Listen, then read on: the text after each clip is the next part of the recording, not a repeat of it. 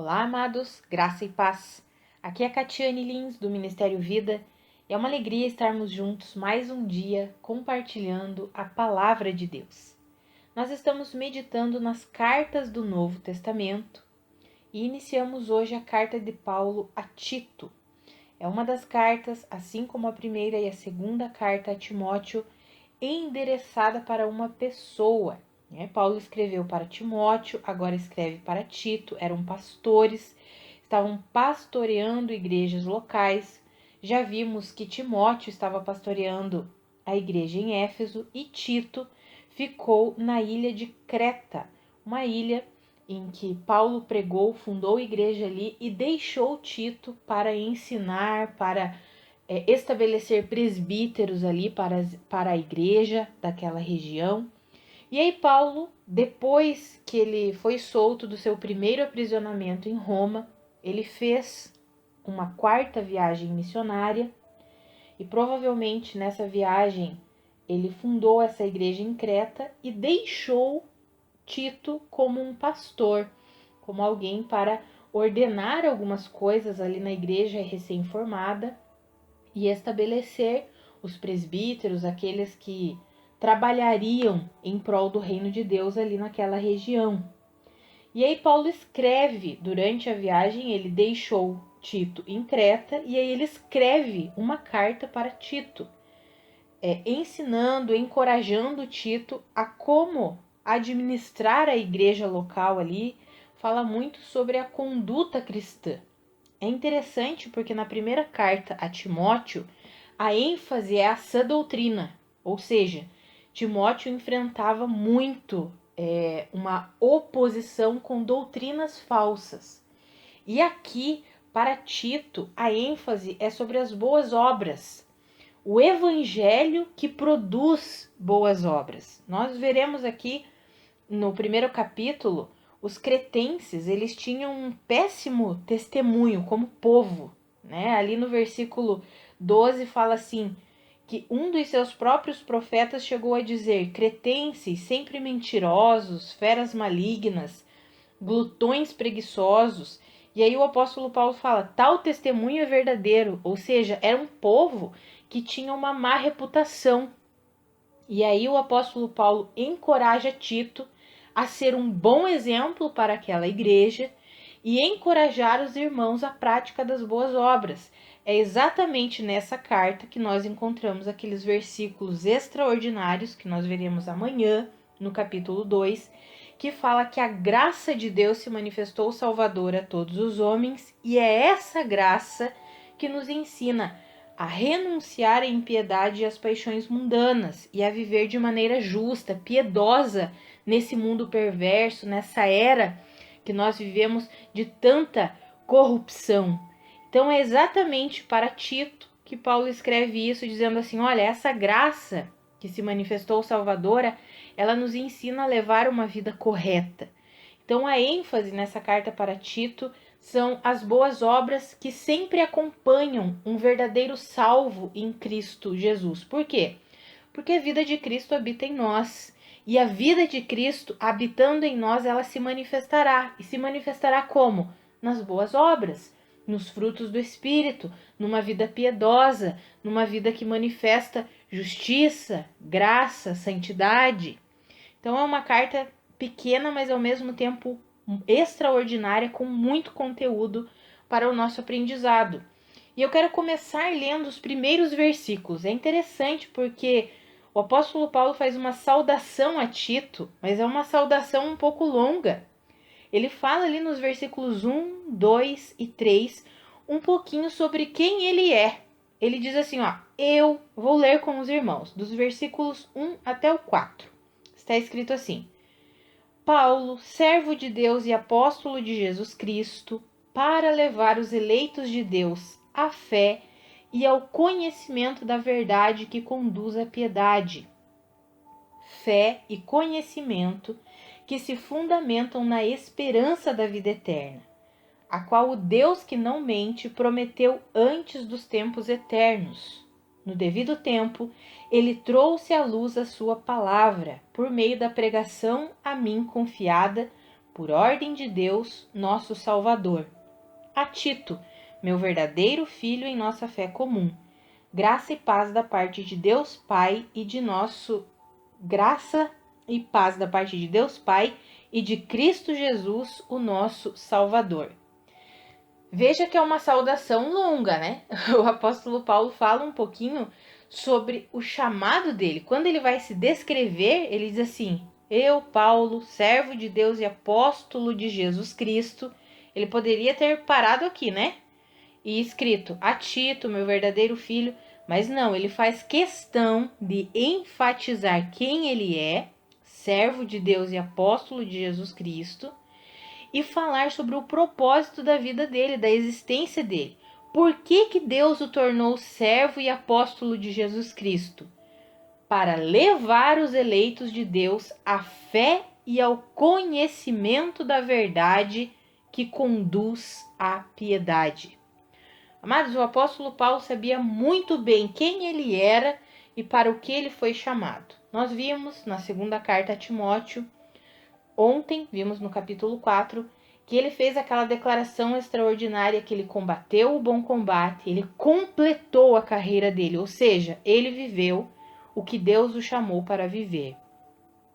E eu acho interessante essa saudação, porque aqui o apóstolo Paulo enfatiza muito bem, ele sabia muito bem quem ele era e para o que ele foi chamado. E eu quero encorajar você a ter essa certeza, essa convicção. Amados, em 2 Coríntios capítulo 5, nós já vimos isso, do versículo 17 em diante, fala que nós somos uma nova criação em Cristo Jesus, que as coisas antigas já ficaram para trás e que como nascidos de novo em Cristo Jesus, nós nos tornamos representantes de Cristo aqui nessa terra. Por quê? Porque nós recebemos do seu Espírito. O Espírito do Senhor veio habitar em nós e nos tornou participantes da natureza divina. E por causa disso nós somos representantes de Cristo, somos embaixadores de Cristo aqui na terra. E nós precisamos tomar posse dessa verdade. Assim como o apóstolo Paulo sabia muito bem para o que ele foi chamado, nós precisamos ter essa certeza. Eu sou filho de Deus, eu sou filha de Deus e eu fui chamada para o representar aqui nessa terra. Seja dentro da nossa casa, seja no local de trabalho, seja ministrando a palavra, seja em silêncio com as nossas atitudes. Nós precisamos ter essa convicção de que por causa da obra de Cristo Jesus, por causa do Espírito Santo habitando em nós, nós somos representantes de Deus aqui nessa terra. E precisamos ter convicção do nosso chamado como representantes de Deus. É claro que o Senhor nos conduz de forma individual, especial. Cada um de nós tem algo específico para realizar. E o Senhor quer nos mostrar isso. Algumas pessoas ficam muito fixadas em grandes, vou colocar assim entre aspas, porque nós é que estabelecemos grande ou pequeno, Deus não. Mas muitas pessoas ficam assim querendo grandes propósitos, algo que apareça. Mas não funciona assim, amados. Deus tem algo especial para cada um de nós. E o Senhor anseia que nós vivamos tudo que Ele nos chamou para viver. Primeiro, o Senhor anseia que nós entendamos quem somos nele, ou seja, que nós possamos compreender quem Ele nos tornou. Somos filhos de Deus, amados, benditos do Senhor, e fomos chamados por Ele para praticar boas obras. As boas obras do cristão não são para conquistar algo de Deus, mas as boas obras do cristão revelam a vida de Cristo que habita em cada crente, em cada um que declara, que confessa a sua fé em Cristo Jesus. E aí na continuidade do texto o apóstolo Paulo vai falar exatamente o porquê que ele deixou Tito em Creta. E ele fala ali, olha, eu deixei você aí para que você pudesse colocar em ordem as coisas que faltava colocar em ordem e constituísse presbíteros em cada cidade, como eu instruí você. Aí ele fala como que os presbíteros devem ser, como que os bispos, aqueles que serão encarregados da obra de Deus em cada igreja local, precisam ser pessoas que são irrepreensíveis, homens crentes de verdade, que tenham filhos crentes, homens que não sejam orgulhosos, que não sejam briguentos, que não sejam ávidos por lucros desonestos. Ao contrário, precisam ser homens, pessoas fiéis, que tenham domínio próprio, que sejam sensatos, que sejam consagrados a Deus. Tudo isso nós encontramos ali nos versículos 5, 6, 7, 8. E aí no versículo 9 ele fala para Tito: apegue-se firmemente à mensagem fiel, da maneira pela qual ela foi ensinada a você, Tito, para que você seja capaz de encorajar outros pela sã doutrina e de refutar os que se opõem a ela. Aí ele vai falar que existem muitos insubordinados. E esses insubordinados, eles não passam de faladores e enganadores. E aí eu quero ler esse texto com você, que está ali, eu quero ler os versículos 10 e 11. Está escrito assim: pois há muitos insubordinados que não passam de faladores e enganadores, especialmente os do grupo da circuncisão. É necessário que eles sejam silenciados, pois eles estão arruinando famílias inteiras, ensinando coisas que não devem, e tudo por ganância. Aí o apóstolo Paulo vem e fala, ali no versículo 16, essas pessoas, eles afirmam que conhecem a Deus, mas por seus atos, ou seja, pelo seu comportamento, pelas suas atitudes, eles negam a Deus. Eles são detestáveis, desobedientes e desqualificados para qualquer boa obra. Ou seja, existia muitos judaizantes que estavam transformando o evangelho apenas num mito, numa história judaica. Amados, nós temos visto isso nos dias de hoje. Pessoas que estão transformando o evangelho apenas numa história bonita a respeito de Jesus. E o evangelho não é isso. E nós veremos claramente amanhã dos versículos 11 ao 14 e também veremos no capítulo 3, dos versículos 3 ao 7, que são escrituras que explanam claramente o que é o evangelho. É o poder de Deus para salvar o homem que estava morto em seus pecados, em suas transgressões. E nós não podemos transformar o evangelho apenas numa história bonita. O evangelho é o poder de Deus. É no evangelho que se revela a justiça de Deus. É no evangelho que nós podemos, através da mensagem do evangelho, que nós podemos crer no nosso Salvador, Cristo Jesus, e nos tornar participantes de tudo que Cristo conquistou. Por isso que Paulo começou essa carta falando: eu fui chamado como servo e apóstolo de Jesus Cristo para levar os eleitos de Deus, levar eles a quê? A fé, ou seja, a uma vida de fé, e ao conhecimento da verdade. Essa fé e esse conhecimento vai conduzir as pessoas a uma vida piedosa, a uma vida de santidade, a uma vida de rendição a Deus. Amados, que eu e você possamos receber a mensagem do Evangelho, compreendendo que é no Evangelho que se revela o poder de Deus, que se revela a justiça de Deus.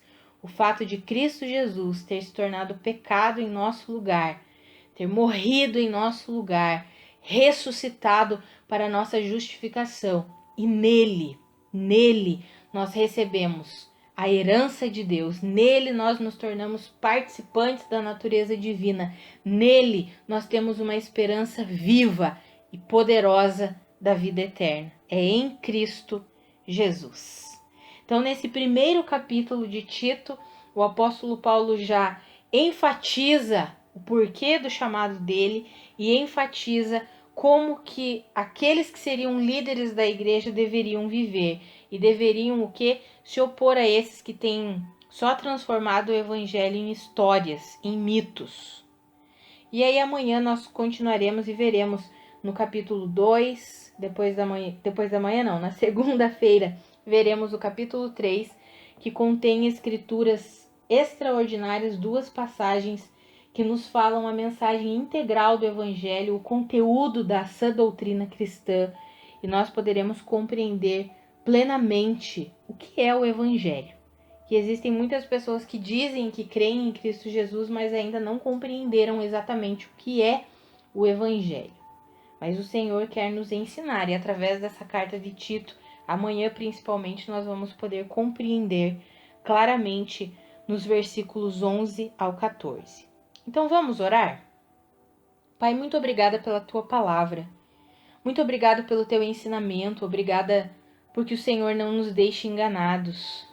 Pai, nós não queremos apenas declarar uma fé em ti, mas nós queremos viver essa fé.